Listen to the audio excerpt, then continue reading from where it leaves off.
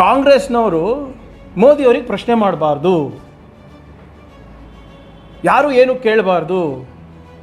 ದೇಶ ವಿಚಾರ ಬಂದಾಗ ಅಥವಾ ದೇಶದ ಆರ್ಥಿಕ ಪರಿಸ್ಥಿತಿ ಇರ್ಬೋದು, ಸ್ವಾಭಿಮಾನದ ಪ್ರಶ್ನೆ ಇರ್ಬೋದು, ನಾಗರಿಕರ ಬಗ್ಗೆ ಇರ್ಬೋದು, ಏನು ಬಂದ್ರೂ ಯಾರೂ ಕೂಡ ಪ್ರಶ್ನೆ ಮಾಡಬಾರ್ದು ಅಂತ ಅವ್ರು ಪ್ರೆಸ್ ಮೀಟ್ ಮಾಡ್ತಾರೆ.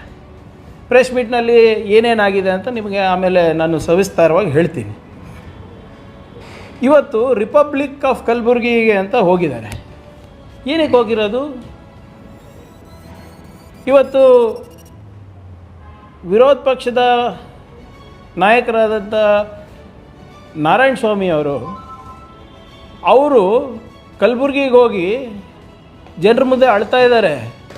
ನನಗೆ ಅನ್ಯಾಯ ಆಗಿದೆ, ನನಗೆ ದಿಗ್ಬಂಧನ ಆಗಿದೆ, ನನಗೆ ಮೋಸ ಆಗಿದೆ, ನನ್ನ ಮೇಲೆ ಅತ್ಯಾಚಾರ ಮಾಡ್ತಾ ಇದ್ದಾರೆ, ಅಟ್ಟಹಾಸ ಮೆರೆಸಿದ್ದಾರೆ. ಅವರು ವಿಕ್ಟಮ್ಮ. ನನಗೆ ಸ್ವಲ್ಪ ದಯವಿಟ್ಟು ನಮ್ಮ ಮಾಧ್ಯಮ ಸ್ನೇಹಿತರು ಸ್ವಲ್ಪ ನನಗೆ ಬಿಡಿಸಿ ಹೇಳಬೇಕು. ಬಹಿರಂಗವಾಗಿ ನಾಯಿ ಅಂತ ಬೈದಿದ್ದು ನನಗೆ, ಅವ್ರು ಹೆಂಗೆ ವಿಕ್ಟಮ್ ಆದರು? ನನಗೆ ನಾಯಿ ಅಂತ ಬೈದಿ ನನ್ನ ಮತಕ್ಷೇತ್ರಕ್ಕೆ ಹೋಗ್ತಾರೆ.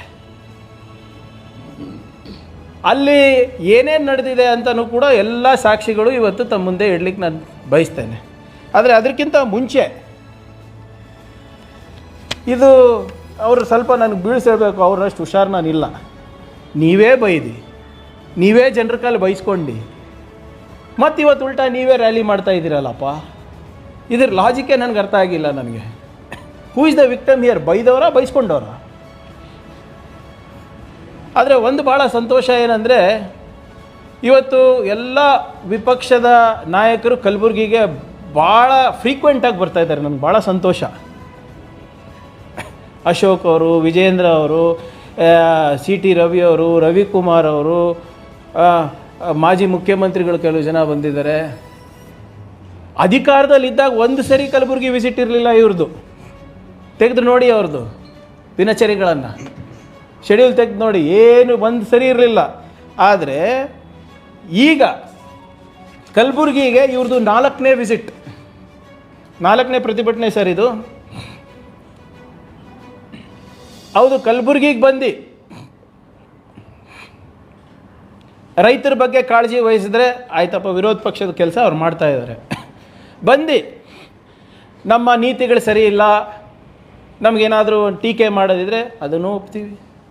ಅಲ್ಲಿ ಬಂದು ಏನಾದರೂ ಒಂದು ಸರ್ಕಾರದ ವೈಫಲ್ಯಗಳನ್ನು ಎತ್ತಿ ಹಿಡ್ದು ಇಲ್ಲ ಹೀಗೆ ಮಾಡ್ತಾಯಿದ್ರೆ, ಹಾಗೆ ಮಾಡ್ತಾಯಿದ್ರೆ, ಸರಿ ಅಲ್ಲ, ಕಲ್ಯಾಣ ಕರ್ನಾಟಕದ ಜನರಿಗೆ ಅನ್ಯಾಯ ಆಗ್ತಾಯಿದೆ ಅಂದರೆ ಅದನ್ನೂ ಓಕೆ.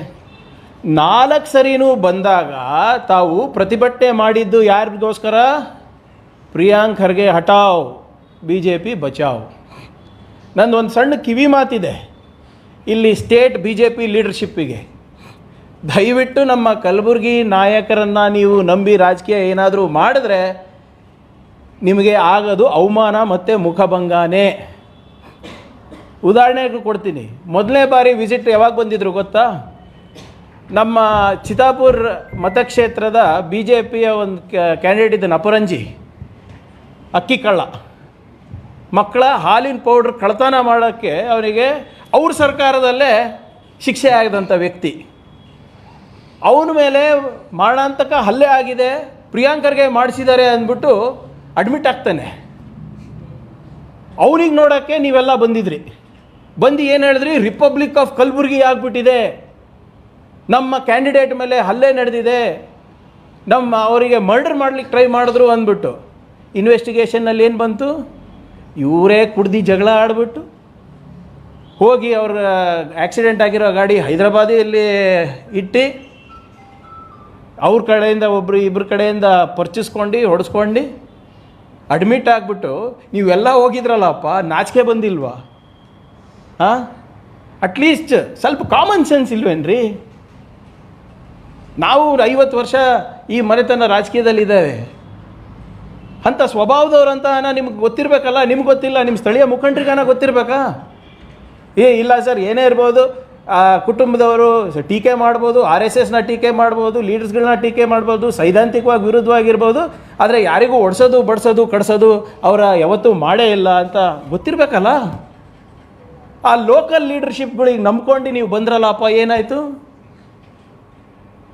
ಆಫ್ಟರ್ ಆಲ್ ಒಬ್ಬ ಅಕ್ಕಿ ಕಳ್ಳಿಗೆ ಟಿಕೆಟ್ ಕೊಟ್ಬಿಟ್ಟು ನೀವು ಅವನ ಕ್ಷೇಮ ವಿಚಾರ ಮಾಡೋಕ್ಕೆ ಬಂದ್ರಲ್ಲ, ಅದಕ್ಕೂ ಪ್ರತಿಭಟನೆ ಮಾಡಿದ್ರು ಬಿ ಜೆ ಪಿಯವರು.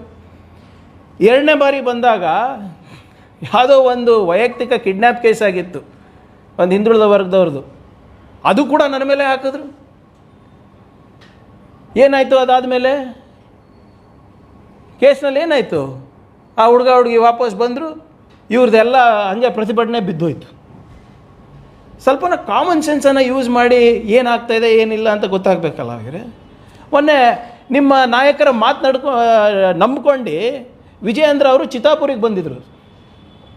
ಏನೋ ಭಾಳ ದೊಡ್ಡ ಮಟ್ಟದಲ್ಲಿ ಏನೋ ಅನಾಹುತ ಆಗಿಬಿಟ್ಟಿದೆ ಅಂತ. ಅಲ್ಲಿ ಯಾರೋ ಒಬ್ಬ ವ್ಯಕ್ತಿ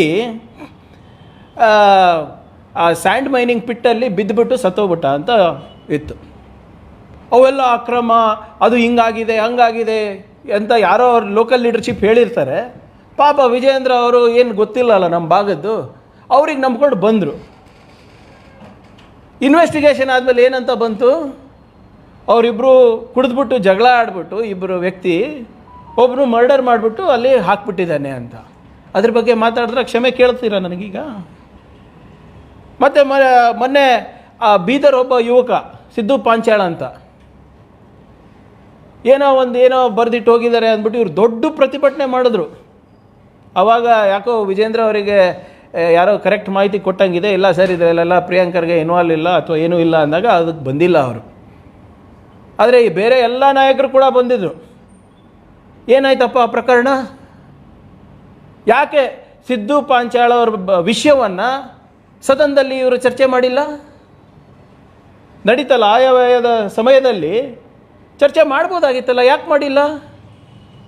ಅವಾಗ ಎಷ್ಟು ಬೇಕು ರಾಜಕೀಯ ನೀವು ಮಾಡಿದ್ರಿ. ಯಾವಾಗ ನಿಮ್ಗೆ ಗೊತ್ತಾಯಿತು ಇದರಲ್ಲಿ ಏನೂ ಇಲ್ಲ ಅಂದಾಗ ಪಾಪ ಸಿದ್ದು ಪಾಂಚಾಳ ಅವ್ರ ಮನೆ ಕಡೆ ಕೂಡ ತಿರುಗು ನೋಡಿಲ್ಲ ನೀವು. ಇನ್ನು ನನ್ನ ವಿಷಯ ಬಿಟ್ಬಿಡಿ, ಅವ್ರಿಗಾನ ನೀವು ಸಾರಿ ಕೇಳಿದ್ರೇನ್ರಿ? ಅವ್ರಿಗಾನ ಕ್ಷಮೆ ಕೇಳಿದ್ರ ನೀವು? ಏನಾಯಿತು? 4 ಬೃಹತ್ ಪ್ರತಿಭಟನೆಗಳು. ಪ್ರಿಯಾಂಕರ್ಗೆ ಹಟಾವ್, ಬಿ ಜೆ ಪಿ ಬಚಾವ್. ಯಾಕಂದರೆ ನಾನು ಹೇಳ್ತಾ ಇದ್ದೀನಲ್ಲ, ದಯವಿಟ್ಟು ನಿಮ್ಮ ಲೋಕಲ್ ಮುಖಂಡರನ್ನ ನಂಬೇಡಿ. ಒಬ್ರಿಗಿಂತ ಒಬ್ಬರು ಅಪರಂಜಿ ಇದ್ದಾರೆ ಅಲ್ಲಿ. ನೀವು ಕ್ಯಾಂಡಿಡೇಟು ನೀವು FIR ನೋಡ್ಕೊಡ್ತೀರಾ ಅನಿಸುತ್ತೆ. ಬಿ ಫಾರ್ಮ್ ಕೊಡೋದಕ್ಕಿಂತ ಮುಂಚೆ ನಿನ್ನ ಮೇಲೆ ಎಷ್ಟು ಕ್ರಿಮಿನಲ್ ರೆಕಾರ್ಡ್ ಇದೆ, ಎಷ್ಟು FIR ಇದೆ, ಎಷ್ಟು ಅಟೆಂಪ್ಟು ಮರ್ಡರ್ ಇದೆ, ಎಷ್ಟು ಜನದ ಮೇಲೆ ಅತ್ಯಾಚಾರ ಮಾಡಿದ್ಯಾ, ದೌರ್ಜನ್ಯ ಮಾಡಿದ್ಯಾ, ಅಟ್ರಾಸಿಟಿ ಮಾಡಿದ್ಯಾ, ಇದು ನಿಮ್ಮ ಕ್ರೈಟೀರಿಯಾ. ಕೆಲವು ಬಿ ಜೆ ಪಿ ಮುಖಂಡರು, ನಮ್ಮ ಜಿಲ್ಲಾ ಮುಖಂಡರದ್ದು ಲಿಸ್ಟ್ ತೆಗೆದು ನೋಡ್ರಿ. ಚಿತ್ತಾಪುರ ಕ್ಯಾಂಡಿಡೇಟ್ ಅಕ್ಕಿ ಕಳ್ಳ, ಮಕ್ಕಳ ಹಾಲಿನ ಪೌಡ್ರ್ ಕಳ್ಳ ಅಂಥವನಿಗೆ ಟಿಕೆಟ್ ಕೊಟ್ಟಿದ್ದೀರಾ. ಇನ್ನೊಬ್ಬ ನಿಮ್ಮ ಬೀದರ್ ಶಾಸಕರಿದ್ದಾರೆ, ಅವ್ರಿಗೆ ಕೇಳಿ ಯಾರು ನಮ್ಮ ಭಾಗದಲ್ಲಿ IPL ಬೆಟ್ಟಿಂಗ್ ನಡೆಸ್ತಾರಂತ ಕೇಳಿ ನೋಡಿ. ನಿಮ್ಮ ಬಿ ಜೆ ಪಿ ಶಾಸಕರಿಗೆ ಹೇಳ್ತಾರೆ ಯಾರಿಗೆ ನೀವು ಬಿ ಫಾರ್ಮ್ ಕೊಟ್ಟಿದ್ದೀರಾ ಅಂತ. ಇನ್ನೂ ಒಬ್ಬ ಬಿ ಜೆ ಪಿ ಶಾಸಕರ ಎಲ್ಲದಕ್ಕೂ, ಮಾಜಿ ಶಾಸಕರು ಎಲ್ಲದಕ್ಕೂ ಮುಂದೆ ನಿಂತು ಬೈತಾರೆ. ನಿಮ್ಮ ಸರ್ಕಾರದ CBI ತನಿಖೆ ನಡೆದಿತ್ತು, ರೈತರ ಹೆಸರ ಮೇಲೆ ವಂಚನೆ ಮಾಡಿದ್ದಕ್ಕೆ. ಮರ್ತೋಗ್ಬಿಟ್ಟಿದ್ದೀರಾ ಇವೆಲ್ಲ? ಇಲ್ಲಿ ನಿಮ್ಮ ಬೆಂಗಳೂರಿನಲ್ಲಿ ಮುನಿರತ್ನದ ಬಗ್ಗೆ ನನಗಿಂತ ಹೆಚ್ಚು ನಮ್ಮ ಮಾಧ್ಯಮ ಸ್ನೇಹಿತರಿಗೆ ಗೊತ್ತು. ಇಂಥವ್ರಿಗೆ ನೋಡಿ ನೀವು ಟಿಕೆಟ್ ಕೊಡ್ತೀರಾ. ಇವತ್ತು ಕಲಬುರಗಿನಲ್ಲಿ ಹೋಗಿ ಇವತ್ತು ಎಲ್ಲ ದೊಡ್ಡ ದೊಡ್ಡ ಲೀಡ್ರು ಭಾಳ ಉದ್ದುದ್ದ ಭಾಷಣ ಮಾಡಿದ್ದಾರೆ. ನನಗೆ ಆಶ್ಚರ್ಯ ಆಗುತ್ತೆ. CT ರವಿ ಅವರು ಇತ್ತೀಚೆಗೆ ನಮ್ಮ ಭಾಗಕ್ಕೆ ಬಂದು ಮಾತೆತ್ತಿದ್ರೆ ನಿಜಾಮ್ರು ರಜಾಕರು ಎರಡೇ ಬರೋದು ಇವರಿಗೆ, ಬೇರೆದೇನು ಬರೋದು, ಮೂರನೇದು ಬರೋದೇ ಇಲ್ಲ ಇವರಿಗೆ. ಇವರು ಎಷ್ಟು ಸರಿ ಮುಸಲ್ಮಾನ್ ಅಂತಾರೆ, ಎಷ್ಟು ಸರಿ ಪಾಕಿಸ್ತಾನ್ ಅಂತಾರೆ. ನನ್ನದೊಂದು ಸಲಹೆ ಇದೆ ಅವರಿಗೆ. ಹೆಂಗಾನ ನಿಮ್ಮ ಮಾಲಕರು RSSನವರು ಅಖಂಡ ಭಾರತದ ಕನಸು ಕಾಣ್ತಾ ಇದ್ದಾರಲ್ಲ, ಕಟ್ಟಬೇಕು ಅಂತ, ಹೋಗಿ ಪಾಕಿಸ್ತಾನಿಗೆ ಸೆಟ್ಲ್ ಆಗಿಬಿಟ್ಟು ಅಲ್ಲಿಂದ ಸ್ಟಾರ್ಟ್ ಮಾಡಿರಿ. I humbly submit to you. ಇಲ್ಲಿ ಒದರಾಡೋದ್ರಿಂದ ಪ್ರಯೋಜನ ಇಲ್ಲ. ಅಲ್ಲೋಗಿ ಪಾಕಿಸ್ತಾನಲ್ಲಿ ಹೋಗಿ ಸೆಟ್ಲ್ ಆಗಿಬಿಟ್ಟು ಅಖಂಡದ ಭಾರತದ ನನಸು ಮಾಡಿ RSSದು. ಇಲ್ಲಿ ಸುಮ್ಮನೆ ಕೂತ್ಕೊಂಡು ಒದರಾಡೋದು ಕರ್ನಾಟಕದಲ್ಲಿ. ಅಷ್ಟು ಪ್ರೀತಿ ಇದ್ದರೆ ಹೋಗ್ರಿ, ಅಲ್ಲೇ ಸೆಟ್ಲಾಗಿ, ಯಾಕೆ ಬೇಡ ಅಂತೀರಾ? ಇವರೆಲ್ಲ ಪೌರುಷ ಏನಿದೆ ಸರ್, ಬರೇ ಮೈಕ್ನಲ್ಲಿ, ಬರೇ ಮಾಧ್ಯಮದ ಮುಂದೆ. ಯಾಕಪ್ಪ ಇನ್ನೂ ವಾಯ್ಸ್ ಸ್ಯಾಂಪಲ್ ಕೊಟ್ಟಿಲ್ಲ? ಮೇಲ್ಮನೆಯಲ್ಲಿ ಒಂದು ಇನ್ಸಿಡೆಂಟ್ ಆಯಿತು ಲಕ್ಷ್ಮೀ ಹೆಬ್ಬಾಳ್ಕರ್ ಅವ್ರ ಜೊತೆ. ವಾಯ್ಸ್ ಸ್ಯಾಂಪಲ್ ಕೊಟ್ಟಿದ್ದಾರಾ? ಕೋರ್ಟಿಗೆ ಯಾಕೆ ಹೋಗಬೇಕಾಗಿತ್ತು? ನಿಮ್ಗೆ ಅಷ್ಟು ನೀವು ಹೇಳ್ತಾ ಇರೋದು ಬದ್ಧತೆ ಇದ್ದಿದ್ರೆ ಕೋರ್ಟಿಗೆ ಯಾಕೆ ಹೋದ್ರಿ? ನೀವೇನು ಹೇಳಿದ್ರಿ? ನಾನು ಆ ಪದ ಹೇಳಿಲ್ಲ, ಫ್ರಸ್ಟ್ರೇಟ್ ಅಂದೆ ಅಂತ ಹೇಳಿದ್ರಲ್ಲ. ಫ್ರಸ್ಟ್ರೇಟ್ ಅಲ್ಲ ಸರ್? ಫ್ರಸ್ಟ್ರೇಟ್, ಪ್ರಾಸ್ಟಿಟ್ಯೂಟ್ ಅಂದಿಲ್ಲ, ಫ್ರಸ್ಟ್ರೇಟ್ ಅಂದೆ ಅಂತೆ. ಆಯ್ತಪ್ಪ, ಫ್ರಸ್ಟ್ರೇಟಿಗೆ ನೀವು ವಾಯ್ಸ್ ಸ್ಯಾಂಪಲ್ ಕೊಡಿ. ಯಾಕೆ ಕೊಟ್ಟಿಲ್ಲ? ಸುಪ್ರೀಂ ಕೋರ್ಟ್ ತನಕ ಹೋಗಿ ಸ್ಟೇ ತರ್ತೀರೇನ್ರಿ? ಇಷ್ಟೇನಾ? ಬಂದು ಇಲ್ಲಿ ಬೇರೆ ಭಾಷಣ ಹೊಡೆಯೋದು, ರಿಪಬ್ಲಿಕ್ ಆಫ್ ಕಲಬುರ್ಗಿ. ಏನು ನೈತಿಕತೆ ಇದೆಯಾ ನಿಮ್ಗೆಲ್ಲರಿಗೂ ಮಾತಾಡೋಕ್ಕೆ? ಇವತ್ತು ನನಗೆ ಇನ್ನೊಂದು ಆಶ್ಚರ್ಯ ಏನಾಯ್ತು ಅಂದರೆ, ಶ್ರೀರಾಮ್ಲು ಅವ್ರು ಬಂದುಬಿಟ್ಟವ್ರು ನಮ್ಮ ಕಡೆ. ಬಂದು ಅವರು ರಿಪಬ್ಲಿಕ್ ಆಫ್ ಕಲಬುರ್ಗಿ ಅಂತೆ. ರಿಪಬ್ಲಿಕ್ ಆಫ್ ಬಳ್ಳಾರಿ ಕಟ್ಟಿದವರು ಕಲ್ಯಾಣ ಕರ್ನಾಟಕದಲ್ಲಿ ಸೋಲ್ತೀನಿ ಅಂದ್ಬಿಟ್ಟು ಕಲ್ಯಾಣ ಕರ್ನಾಟಕವನ್ನು ಬಿಟ್ಟು ಓಡೋಗಿ ಬೇರೆ ಕಡೆ ಬೇರೆ ಕಡೆ ಎಲೆಕ್ಷನ್ ನಿಂತಿದ್ರು. ಮರ್ತೋಗ್ಬಿಟ್ಟಿದೆ ಅವರಿಗೆ. ಮೊಳಕಾಲ್ಮೂರಲ್ಲಿ ನಿಂತಿದ್ರಲ್ಲ ಸರ್ ಲಾಸ್ಟ್ ಟೈಮು. ಮೊಳಕಾಲ್ಮೂರು ಕೂಡ ಸೇರಿಸ್ಬೇಕು ಕಲ್ಯಾಣ ಕರ್ನಾಟಕಕ್ಕೆ ಅಂತ ಅವ್ರ ಸಬ್ ಕಮಿಟಿ ಚೇರ್ಮನ್ ಆಗಾಗ ಅವ್ರ ಪ್ರಸ್ತಾವನೆ. ಏನಪ್ಪ ಇದು? ನೀವು ನನಗೆ ಉಪದೇಶ ಮಾಡಿ ತೊಂದರೆ ಇಲ್ಲ, ನಿಮ್ಗೆ ಏನಾದರೂ ಚೆನ್ನಾಗಿದ್ದು ಇದ್ದರೆ. ನನಗೆ ಪಪ್ಪು ಅಂತ ಇದ್ದಾರೆ ಇವತ್ತು, ಕರ್ನಾಟಕದ ಪಪ್ಪು ಅಂತೆ. ನಾನೇ ಪಪ್ಪು ಅಂದರೆ ಅವರೇನಿರ್ಬೇಕು ಮತ್ತೆ? 10 ಸಾಲ್ ಕನ್ನಡದಲ್ಲಿ ಮಾತಾಡೋಕ್ಕೆ ಬರೋಲ್ಲ ಮನುಷ್ಯನಿಗೆ, ನಮಗೆ ಬೇರೆ ಹೇಳೋದು ಇವರು ಮನ್ಸ ಒಂದು ಸಾಲ ಮಾಡ್ಕೊಂಡು ಒಂದೇ ಒಂದು ಸಾಲ ಮಾತಾಡೋದು. ಇವತ್ತು ಅವರು ಓದಿ ನಾವು ಪಪ್ಪು, ರಾಹುಲ್ ಗಾಂಧಿ ಪಪ್ಪು ಅಂತೆ. ಏನಪ್ಪ ಇದು? ಇವತ್ತು ಅವರೆಲ್ಲ ನಮಗೆ ಪಪ್ಪು, ನಾನು ಆಯ್ತಪ್ಪ ನಾನು Pappu. What does that make you? ನಾನು ಪಪ್ಪು ಅಂದರೆ ನೀವೇನು? ಯಾವುದೇ ಸಬ್ಜೆಕ್ಟ್ ಬಗ್ಗೆ ವೇದಿಕೆ ಸಜ್ಜು ಮಾಡಿ, ಯಾವುದೇ ಇರಲಿ, ಟ್ರೈಬಲ್ ವೆಲ್ಫೇರ್ ಬಗ್ಗೆ ಇರ್ಬೋದು, ಆರ್ಥಿಕ ವ್ಯವಸ್ಥೆ ಬಗ್ಗೆ ಇರ್ಬೋದು, ನಿರುದ್ಯೋಗ ಬಗ್ಗೆ ಇರ್ಬೋದು, ಸಂವಿಧಾನದ ಬಗ್ಗೆ ಇರ್ಬೋದು, ಯಾವುದ್ರ ಬಗ್ಗೆನ ಮಾಡಿ ಕನ್ನಡದಲ್ಲಿ ನಾನು ವಾದ ಮಾಡೋಕ್ಕೆ ರೆಡಿ ಇದ್ದೀನಿ. ನೀವು ಬರ್ತೀರಾ? ನೋಡ್ಬಿಡೋಣ ಯಾರು ಪಪ್ಪು ಅಂತ.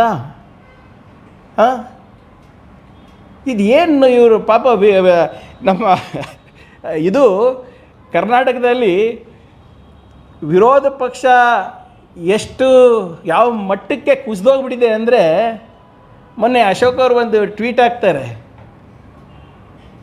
ಮುಖ್ಯಮಂತ್ರಿಗಳು ಉಪಮುಖ್ಯಮಂತ್ರಿಗಳಿಗೆ ಅವರ ಹುಟ್ಟಿದಬ್ಬದ ದಿವಸ ವಿಶ್ ಮಾಡಿಲ್ಲ ಅಂತ.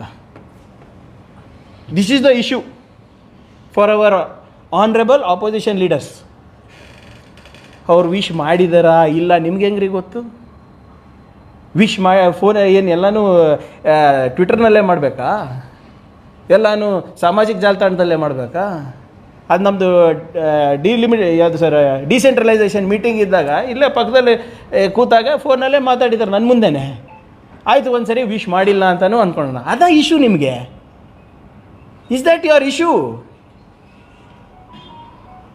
ನೀವು ಹೋಗಿದ್ರೇನ್ರಿ ವಿಜೇಂದ್ರ ಅವ್ರ ಬರ್ಡೇಗೆ ಬೊಕ್ಕೆ ತಗೊಂಡು, ಅಥವಾ ಅವ್ರು ಬಂದಿದ್ರ ನಿಮ್ಮ ಬರ್ಡೇಗೆ? ಏನು ಇದೆ ಇಶ್ಯೂಗಳು ನಿಮಗೆ?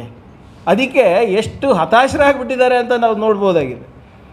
ಮತ್ತು ವಿಶೇಷವಾಗಿ ಇವತ್ತು most important crux of the matter, ನಾನು ಹೇಳ್ದಂಗೆ ನಾರಾಯಣ ಸ್ವಾಮಿ ಅವರಿಗೆ 2 ನಾಲ್ಗೆ ಇದೆ. ಒಂದು ಕಲ್ಯಾಣ ಕರ್ನಾಟಕದಲ್ಲಿ, ಇನ್ನು ಒಂದು ಬೆಂಗಳೂರಿನಲ್ಲಿ. ಒಂದು ಕಡೆ ನಾನು ಹೇಳೇ ಇಲ್ಲ ಅವರಿಗೆ ಅಂತ ಹೇಳ್ತಾರೆ.